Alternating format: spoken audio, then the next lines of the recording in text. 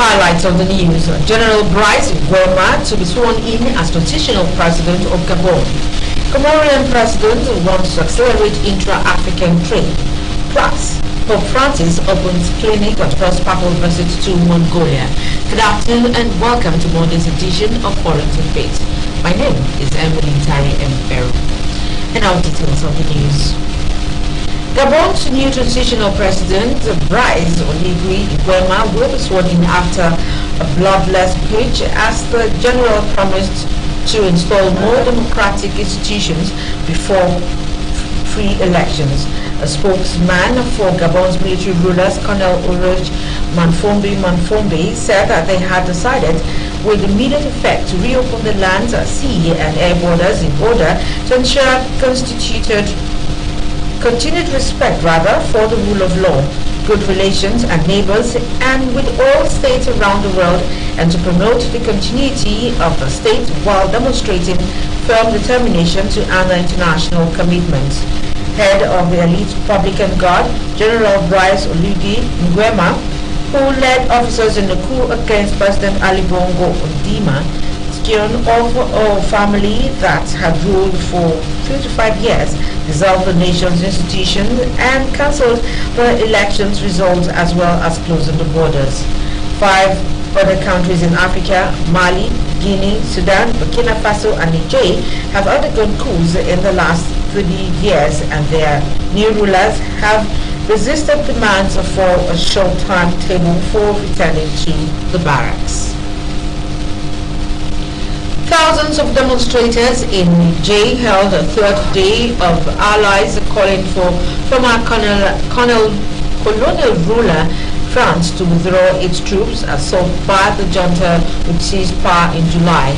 Niger's military regime had fired a new verbal broadside at France's, accusing Paris of a blatant interference by backing the country's ousted president, and since then, tens of thousands of people have joined in the protest at a roundabout close to the Niger Republic military base where French soldiers are stationed.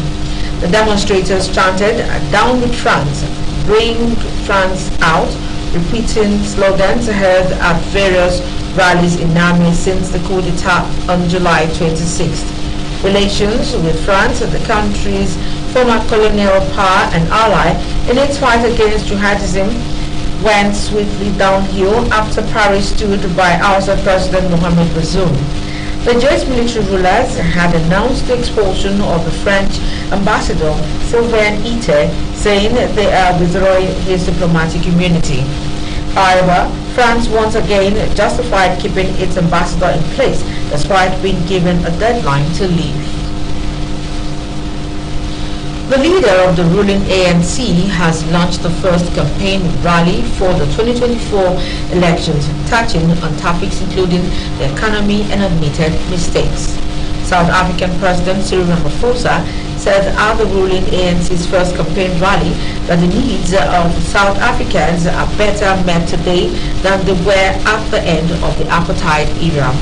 The African National Congress held its 2019 election manifesto review at the Dobsonville Stadium in Soweto, where President Cyril Ramaphosa addressed a crowd of some thousands.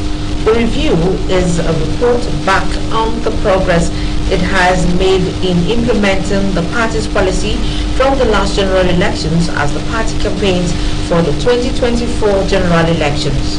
Ramaphosa called on voters who will first decide whether he gets a second term as leader not to focus on the negative aspect of his record, but to look at the progress made in 30 years. He promised to rid the Johannesburg region of illegal miners who are often the source of legal for violence, but also to take a tough stance on undocumented foreigners, a recurring theme in recent weeks. Comorian President Azali Ousmane, who this year holds the presidency of the African Union, is committed to accelerate the construction of a large African trade zone free of custom duties in particular.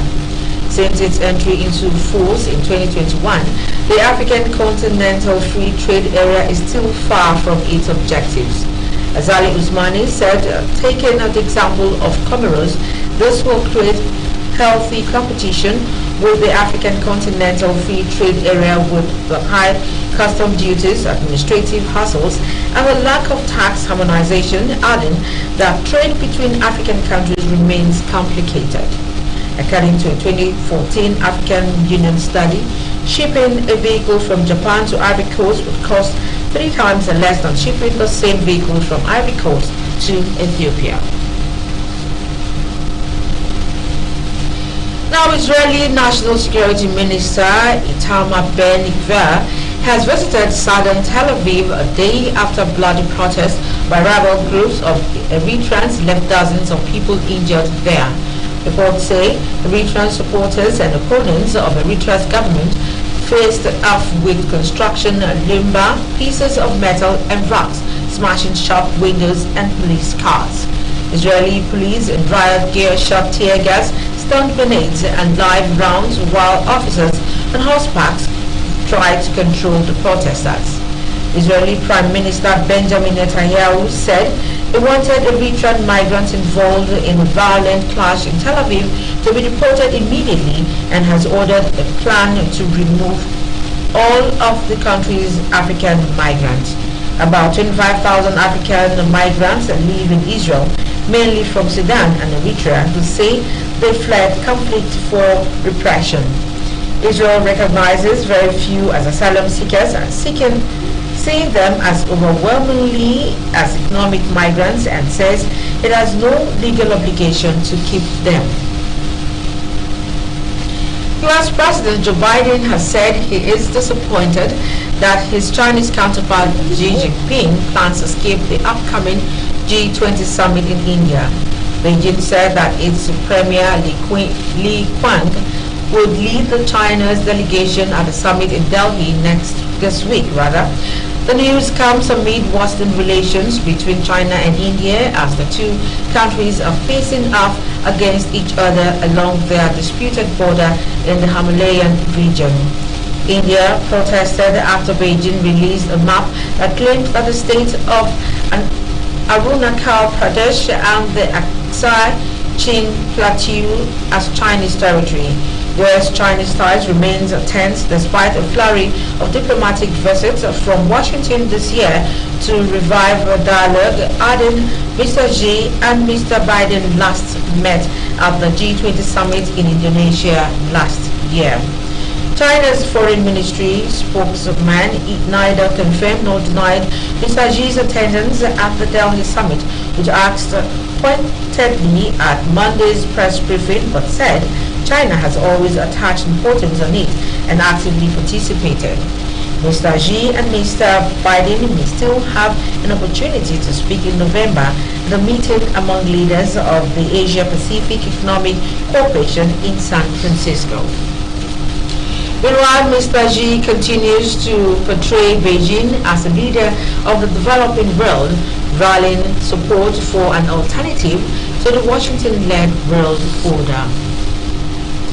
Ukraine's defense minister Oleksiy Reznikov has confirmed that he is leaving his post, confirmed that he had submitted his resignation letter to country's parliament. Mr. Reznikov had led the ministry since before the start of Russia's full-scale invasion in February 2022. President Volodymyr Zelensky, who announced Mr. Reznikov's dismissal, said it was the time for new approaches in the defense ministry and that Rostom Umerov, who runs Ukraine's state property fund, has been nominated as Mr. Reznikov's successor. The former defense minister said that if Mr. Zelensky offered the opportunity for him to work on another project, he would probably agree. Meanwhile, Ukrainian defense advisor Yuri Sak said Mr. Reznikov spearheaded the transformation of the ministry, laying the groundwork for future NATO membership.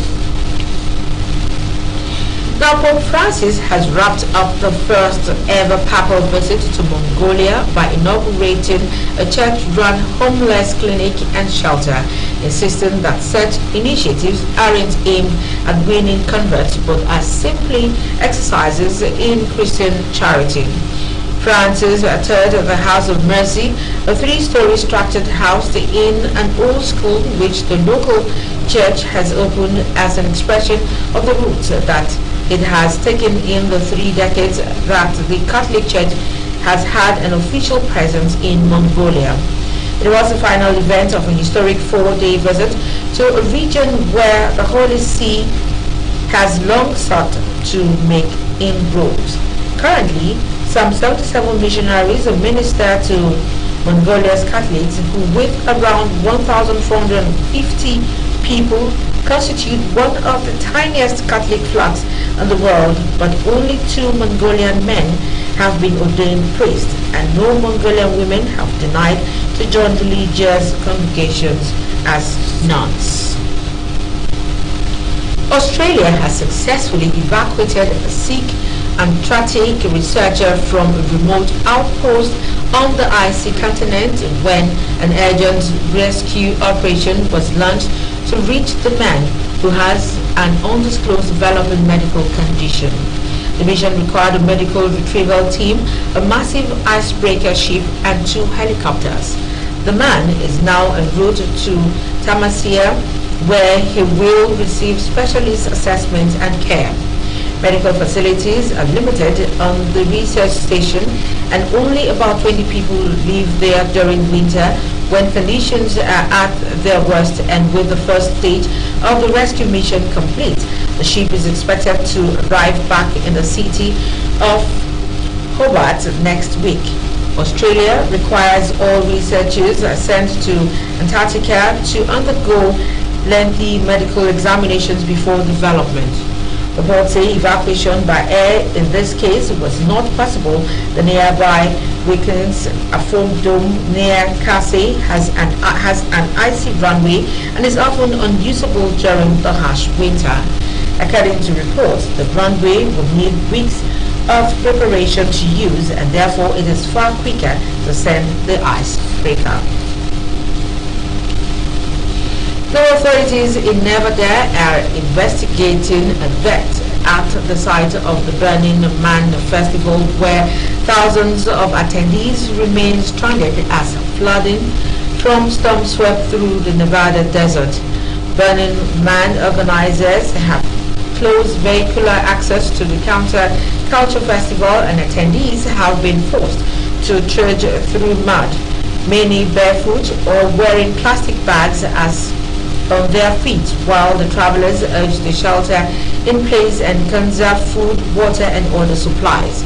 According to U.S. Bureau of Land Management, which oversees the Black Rock Desert where the festival is being held, said vehicle gates will not open for the remainder of the event.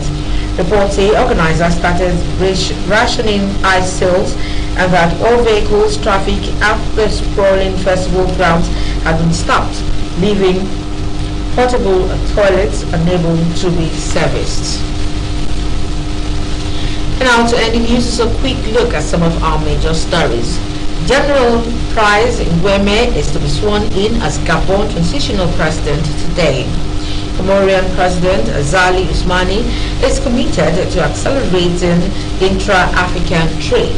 We also brought you a report that Pope Francis has wrapped up first ever papal visit to Mongolia by inaugurating a church-run homeless clinic. And thanks for watching. That's the size of Foreign Take Place this lovely Monday afternoon, as produced by Patience Fubara. My name is Emily Tari Mperum. Stick around for more coming your way on RSTV. Good afternoon.